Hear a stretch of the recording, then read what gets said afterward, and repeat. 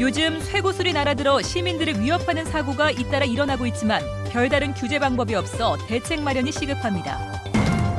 서울 규장각에 있는 경상가명의 목판, 영영장판을 지역으로 이관해야 한다는 여론이 높은 가운데 강원도 원주 고판화 박물관의 사례가 좋은 선례가 되고 있습니다. 통기타와 청바지 등으로 대변되는 포크음악이 요즘 새롭게 주목받고 있는 가운데 제1회 포크음악 축제가 대구에서 펼쳐집니다. 집단 부정시험 등 대학원 부실 운영이 심각한 가운데 교육부가 대학원 평가 준비에 나섰고 대학도 개선 방안을 마련하고 있습니다. 네, 여러분 안녕하십니까? 대구 경북 소식 전해드립니다. 요즘 쇠구슬이 날아들어 유리창이 깨지는 사고가 대구에서 잇따르고 있습니다. 시민들이 상당히 불안해하자 경찰이 수사에 나섰습니다. 불특정 다수를 향해 이 같은 일이 벌어지고 있는데 별다른 규제 방법이 없는 게 더 큰 문제입니다. 양관희 기자가 보도합니다. 대구 동성로의 한 빌딩 3층에 있는 어학원. 지난달 24일 밤 자정쯤 강화 유리가 산산조각 났습니다. 같은 시각 어학원 밑에 있는 의류 매장의 간판도 무언가에 맞은 듯 파이고 그 주위에 기다란 금이 생겼습니다. 또 당일날 두 군데씩 발생하니까 너무나 이거 황당할 따름이죠. 그 옆에 또 다른 쇠구슬에 또 부딪혔던 흔적이 또 있더라고요. 다른 쪽에도 또 그런 부서진 흔적이 있어가지고 발생한 일이 아닌가 생각이 듭니다. 이보다 앞선 같은 날 새벽 4시 반에는 100여 미터 떨어진 다른 의류 매장 강화유리도 둔탁한 무언가에 맞아 깨졌습니다. 아니면 정말 가까이 와서 맞춰 써야 되는데 돈을 떼야지만 깨지니까. 근데 이게 600만 원이에요.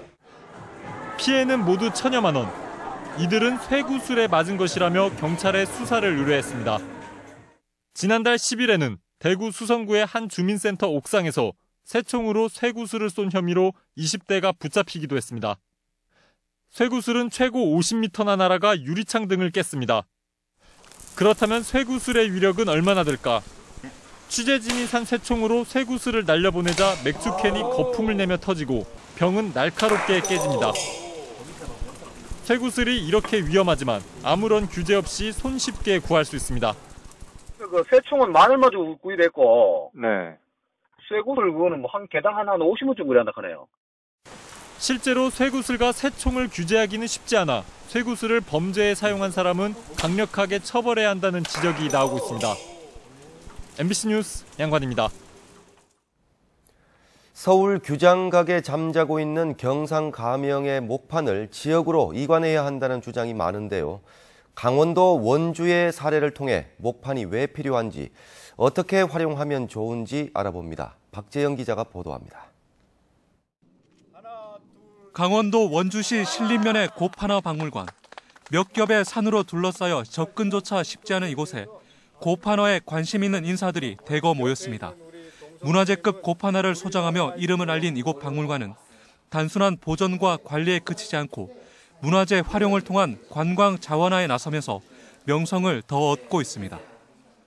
판화를 가지고 소통하려고 애를 많이 씁니다. 그러니까 판화 가지고 있는 이 콘텐츠 대단한 건데 가만히 있으면은 그냥 죽은 건데 이걸 브랜드 가치를 많이 늘리는 건 소통의 힘인데. 일본 에도 시대의 전통 목판화를 직접 조각하고 인쇄하는 시연회 등 각종 전시회가 연중 열리고 국제 학술 대회까지 펼쳐져 산골 마을에서 문화의 싹을 꽃피우고 있습니다. 특히 목판화를 이용해 지역의 장병들에게 문화 교육 예술을 하는 등 지역민들과의 소통에도 한몫을 하고 있습니다. 우리 문화재를 보면 현재 상당히 많이 박제화되어 있다 이런 느낌이 듭니다.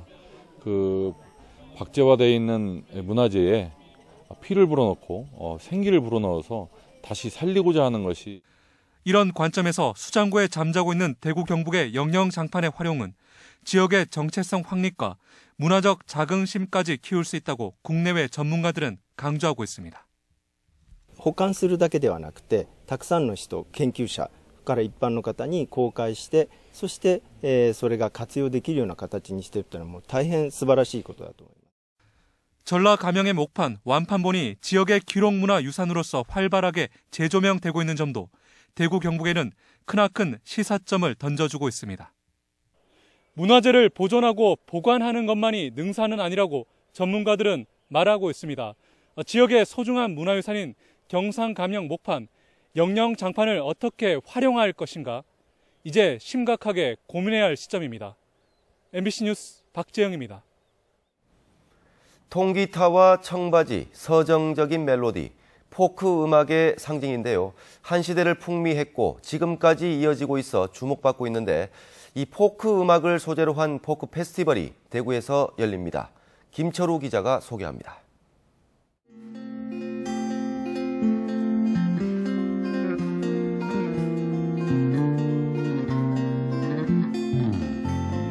바람이 불어오는 곳 기타 하나에 울림 있는 목소리, 감성을 자극하는 노래는 10년이 지나도 여전한 감동을 줍니다. 김광석을 시작으로 일기 시작한 포크에 대한 향수는 모이고 합쳐져서 페스티벌을 여는 원동력이 되었습니다.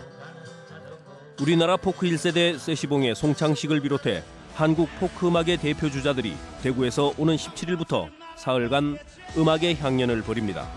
첫째 날은 이승환, 장미여관 등 차세대 포크 뮤지션들이 꾸미는 신나고 열정적인 무대에 이어서 둘째 날에는 유리상자 동물원, 여행 스케치 등 김광석의 선후배, 동료 가수들이 콘서트를 엽니다. 포크 음악을 통해 시간여행을 떠나는 셋째 날, 신영원, 강인원 등이 대미를 장식합니다. 가장 자연스러우면서도 서정적인 무대를 만들고 싶다는 각오와 기대도 큽니다. 조금 음향이나 조명이나 모든 것들이 지금까지 해왔던 것들보다 어떤 공연보다 더 충분한 작업, 준비와 작업을 거쳐서 그 자연스럽고 편안함이 최대한대로 치밀하게 준비된 고퀄리티의 그런 공연을 했으면 좋겠다고 생각을 해요. 뮤지컬과 오페라에 포크가 가세하면서 대구는 공연 중심 도시로서의 면모를 일신하고 시민들은 다양한 공연이 주는 즐거움을 하나 더 추구하게 됐습니다. MBC 뉴스 김철우입니다. 대구시에 따르면 지난달 30일 이집트를 출발해 카타르를 거쳐 귀국한 38살 남성이 폐렴과 기침 증세를 보여 어제 경북대 병원에 입원했는데 1차 메르스 검사 결과 음성이 나왔습니다. 이 남성이 들렀던 병원의 의료진과 같은 시각 병원을 방문했던 환자 등 37명이 직접 접촉자로 분류돼 모두 자가격리되면서 대구에는 병원 격리 2명, 자가격리 40명, 능동 감시 2명 등 모두 44명이 메르스 관리 대상이 됐습니다. 새정치민주연합 김부겸 전 의원이 새누리당 유승민 의원의 원내대표 사퇴와 관련해 성명서를 내고 대구가 낳은 대통령이 대구가 키울 제목을 왜 이토록 차갑게 대하는지 안타깝다며 박근혜 대통령을 비판했습니다. 김 전 의원은 유승민 의원은 한국의 유승민이 될 수 있다면서 유 의원과 함께 대구 정치의 부활을 꿈꾸겠다고 밝혔습니다. 정의당 대구시당도 논평을 내고 유승민 원내대표 사퇴 과정에서 대한민국의 공포 정치가 벌어졌다며 청와대와 집권 여당의 이번 행태는 국민 위에 군림하려는 태도로밖에 비춰지지 않는다고 비판했습니다. 안동의료원이 심각한 경영난을 겪고 있는데 경상북도가 공석인 원장 자리에 퇴직을 앞둔 도청 공무원을 파견하기로 결정했습니다. 안동의료원 회생을 위한 게 맞는지 비난이 쏟아지고 있습니다. 이정희 기자가 보도합니다. 현재 원장이 공석인 안동의료원은 진료처장이 직무를 대행하고 있고 경상북도에서 파견된 5급 사무관이 업무를 지원하고 있습니다. 원장 공모에서 적격자가 나오지 않을 경우 통상 일주일 이내 재공모를 해야 하지만 열흘이 지나도록 아무런 계획이 없습니다. 경상북도는 엉뚱하게 비상경영기구를 만들겠다며 퇴직을 앞둔 3급 공무원을 파견하기로 내정해 두고 있습니다. 비상경영기구를 운영함으로써 조기에 경영 정상화를 기하고자 합니다. 의사의 의결이 나서 단계 공무원이 파견되면 적어도 한 6개월 이내라고 생각을 합니다. 경상북도는 안동의료원 이사회에서 이 안을 통과시킨다는 방침입니다. 하지만 비상경영위원회 구성 근거는 정관에도 없고 따라서 구성된다 하더라도 위원장에게는 아무런 결재권이 없습니다. 위기에 처한 안동의료원을 경북도청 공무원의 자리 보존용쯤으로 인식하고 있다는 비판이 강하게 일고 있습니다. 의료원 직원들은 관피하에 지나지 않는다며 반발하고 있습니다. 최대한 빨리 원장님 재공부를 하셔서 정말 유능한 분이 빨리 오셔가지고 경영을 정상화시키는 게, 원장님이 오셔버리면은 그런 3개월, 6개월이라는 어떤 진통의 구간이. 안동의료원 이사회 구성원 상당수도 경상북도의 안에 반대하고 있는 것으로 알려지고 있습니다. 현재 누적 적자 187억 원, 직원 임금 체불은 이달에도 계속돼 모두 5억 원이 넘을 전망입니다. MBC 뉴스 이정희입니다. 그동안 집단 부정시험 등 대학원 부실 운영을 여러 차례 보도해드렸는데요. 잡음이 끊이질 않자 교육부가 대학원 평가에 나서기로 했는데 대학 측도 개선 방안을 마련하고 있습니다. 조재한 기자입니다. 인구가 줄면서 대학 정원은 계속 줄어드는데 대학원 정원은 90년대보다 2배 이상 늘어났습니다. 정원은 급증했지만 학위 과정을 따라가지 못하는 학생이 늘면서 여러 부작용이 불거지고 있습니다. 집단 부정시험이 잇따르고 있고 상당수 대학이 논문 제출에 앞서 치르는 자격시험을 아예 없애버리기도 했습니다. 최근 우수 학생의 수도권 유출이 늘면서 지역대학은 대학원 연구 인력조차 구하기 힘든 상황이 됐지만 최소한의 평가와 운영 기준은 갖춰야 한다며 방안을 모색하고 있습니다. 각 학과마다 자체적으로 영어 시험이 어떻게 되고 있는지, 또 종합시험이 어떻게 되고 있는지, 그래서 그 다음에 각과마다 요구하는 졸업 기준이 어떻게 되는지, 그걸 지금 일괄적으로 조사하고 있는 상황이거든요. 대학 구조 조정에 치중했던 교육부도 대학원 부실이 심각하다며 대학원 평가를 준비하고 있습니다. 그 대학원에 대해서 그런 좀 이렇게 부정한 어떤 그런 사례들이 언론에 이제 보도되어서, 그래서 저희가 지금 대학원 평가 방안에 대해서 도입을 검토를 하는 거고요. 올해 안으로 평가안을 만들어 내후년쯤 대학원 평가 실시를 목표로 하고 있습니다. 평생교육이 강조되며 양적으로는 급팽창했지만 학위 관리와 운영은 허술했다는 지적을 받아온 대학원 관리를 위한 평가 움직임이 구체화되고 있습니다. MBC 뉴스 조재한입니다.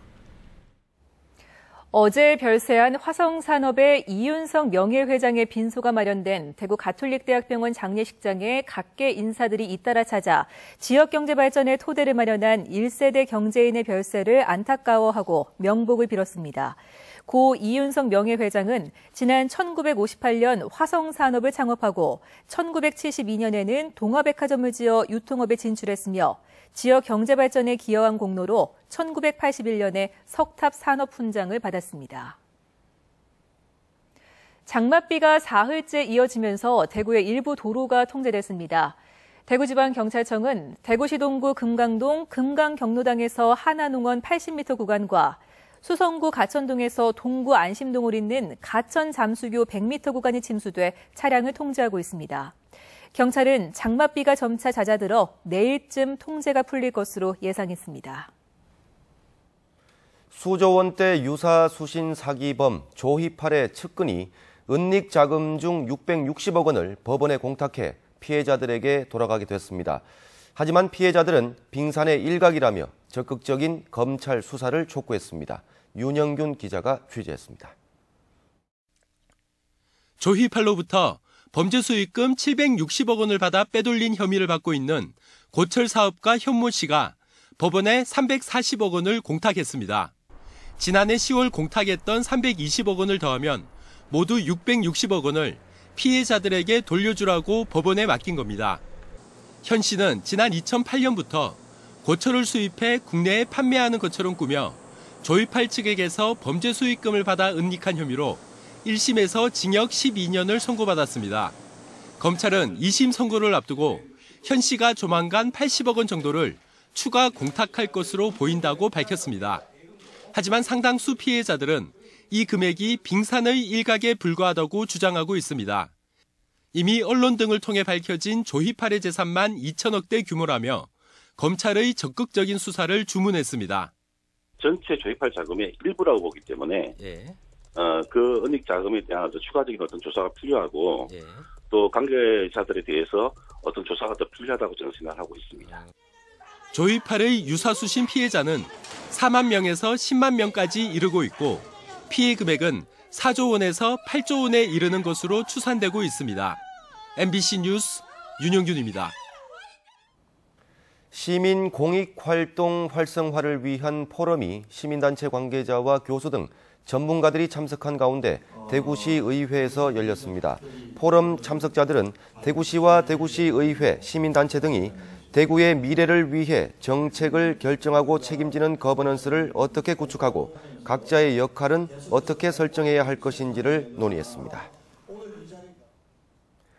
대구시는 시민과 공무원으로부터 교통안전과 신천 개발 아이디어 313건을 접수받아 심사한 결과 10건을 채택해 시정에 반영하기로 했습니다.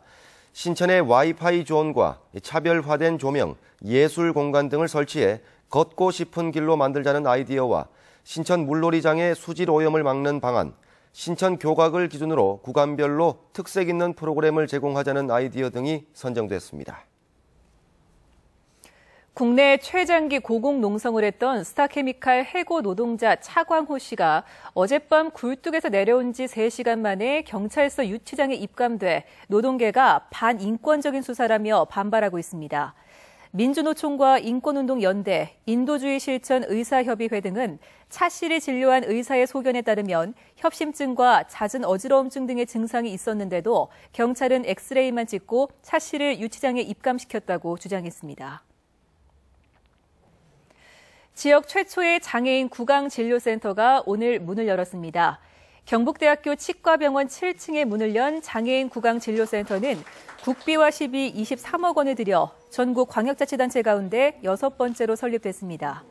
대구시 장애인 구강진료센터는 전신마취 등 전문적 치료체계를 갖추고 그동안 불편이 많았던 장애인 구강 건강을 보살피는 공공보건의료의 거점 역할을 할 것으로 기대되고 있습니다.